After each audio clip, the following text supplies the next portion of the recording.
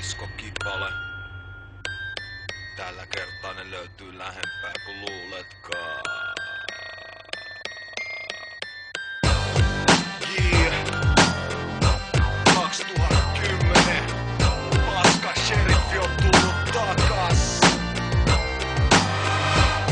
Ollaan paskana. Siitä huolimatta valppaana. Näin mennään. 1-2.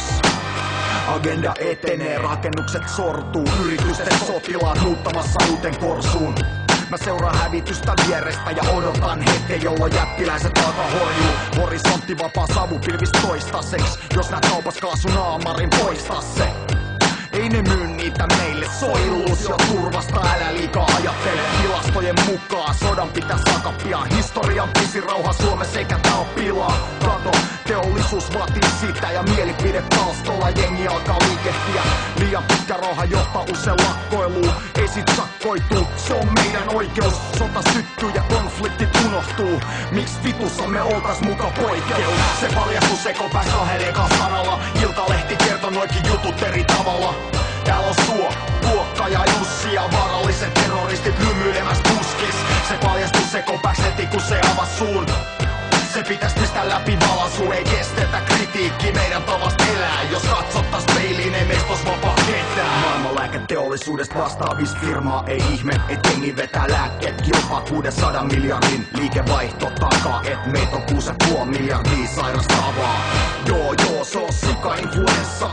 Joo, koko vittu Suomi stressaa ja lööppilehdistökin puoltaa mietintää siitä, kuinka monta meistä ehtii kuolla. THL-bossi oli lääkefirmas duunis, sikaflussa-rokote, sisäpiirin muuvi, 6 miljoonaa veronmaksajien rahana. GlaxoSmithKlinein diilipedätyksen takana, hullulehmän tauti, SARS, sika-influenssa. Kusetukset tajumis, ei tarvi kuulu mensaa. Mä maksan niiden velkaa, mut valittaa mä en saa. Mä tarvin vittu rätin ja pullollisen bensaa. Se paljastuu sekopääs kahden ekan sanalla, Iltalehti kertoo noikin jutut eri tavalla. Täällä on Suo, Luokka ja Jussi ja vaaralliset terroristit lymyilemäs puskis.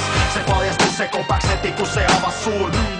Se pitäis pistää läpi valasuun, ei kestetä kritiikki meidän tavasta elää. Jos katsottais peiliin, ei meistä ois vapaa ketään. Ota huikka kokista, Big Mac nessus ja täytetään meidänkin vastaanottokeskus. Sotilaat raivaa, Lähi-Itään markkinat, paikallisen kulttuurin yli ajaa tankin. Siinä on miljardi snadi, kun Bagdadi stadi. Kokis rekkalipu alla jenkkilipun ja kokis pullot käsissä, lihapäät vedättää ja miettii miks meidän pitäis pakolaisi elättää pelle. Se paljastuu sekopääs kahden ekan sanalla, Iltalehti kertoo noikin jutut eri tavalla. Täällä on Suo, Luokka ja Jussi ja vaaralliset terroristit lymyilemäs puskis. Se paljastuu sekopääs heti kun se avas suun. Se pitäis pistää läpi valasuun, ei kestetä kritiikki meidän tavasta elää. Jos katsottais peiliin, ei meistä ois vapaa ketään. Se paljastuu sekopääs kahden ekan sanalla, Iltalehti kertoo noikin jutut eri tavalla. Täällä on Suo, Luokka ja Jussi ja vaaralliset terroristit lymyilemäs puskis. Se paljastuu sekopääs heti kun se avas suun. Se pitäis pistää läpi valasuun, ei kestetä